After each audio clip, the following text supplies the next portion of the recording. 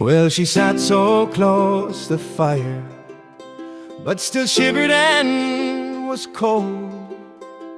Us kids were left at back of the house, and we did as we were told.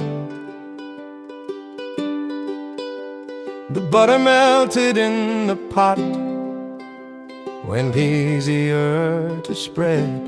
We always had bread and butter before going upstairs to bed.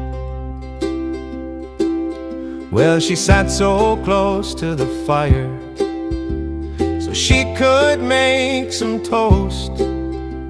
We dreamed of them who were always rich, who enjoyed a Sunday roast. But we were happy as we were. We always had each other. We just wished we could feel the fire, but never could for Mother. And as the weather warmed a bit, Ma moved back in her chair, but leaning forward all the time into the flame she'd stare. Put some more coal on, love, there's a good 'un, Jack. But mine put on some big ones, don't put it out with slack.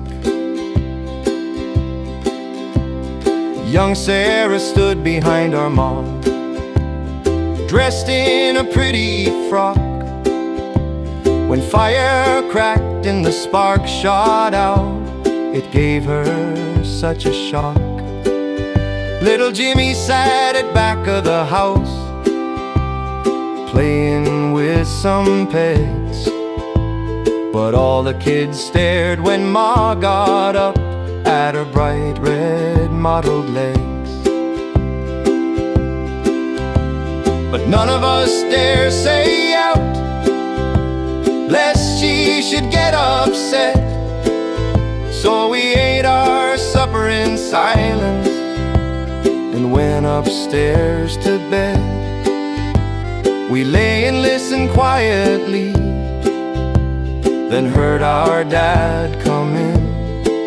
He bought Mother a present, a precious bottle of gin. After a while we had to smile as we heard them stumble upstairs. The light was out and they bumped about. Ma called out to God in her prayers. Suddenly Dad gave such a scream like he'd suffered a terrible blow. He staggered out from the bedroom and behind him an eerie red glow. The devil's in our room, he cried, where Mother used to be. All us kids were scared to look, so scared what we might see.